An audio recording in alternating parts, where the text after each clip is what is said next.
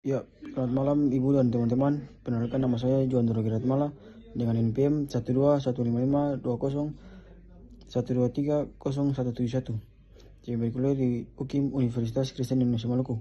Di sini saya akan membawakan materi kalkulus, yaitu tentang penggunaan turunan.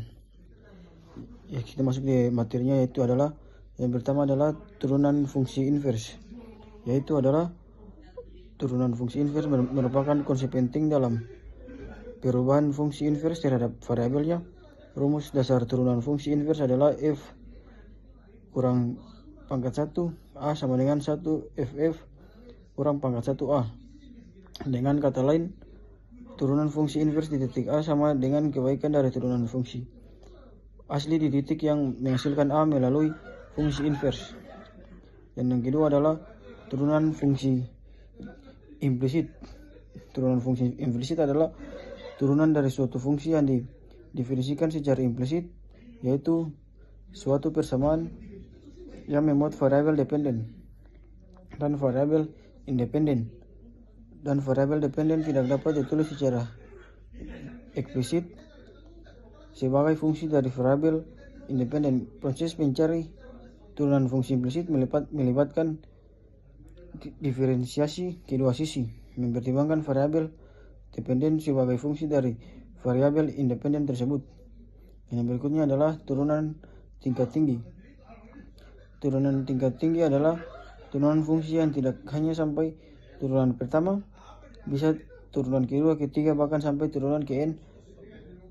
Jika f adalah turunan suatu fungsi f, maka f juga merupakan suatu fungsi. Fungsi f adalah turunan pertama dari f. Jika turunan f ada, turunan ini dinamakan turunan kedua dari tulis f. Dengan cara yang sama, turunan ketiga dari f didefinisikan sebagai turunan pertama dari f jika turunan ini ada. Dan yang berikutnya adalah turunan fungsi aljabar.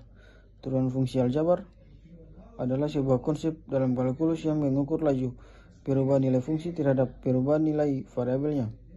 Turunan ini bisa diartikan sebagai gradien garis singgung pada suatu titik di grafik fungsi.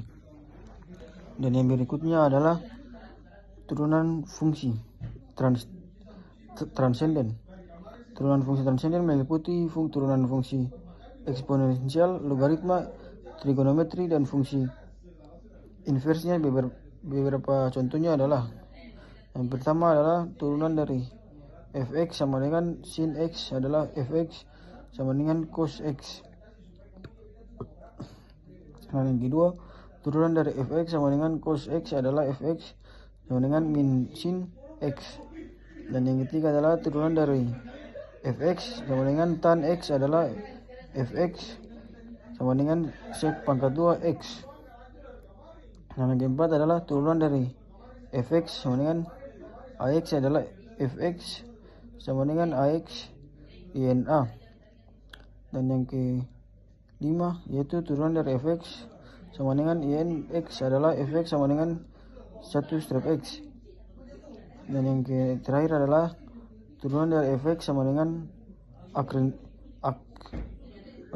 arcsin x adalah turunan fx sama dengan 1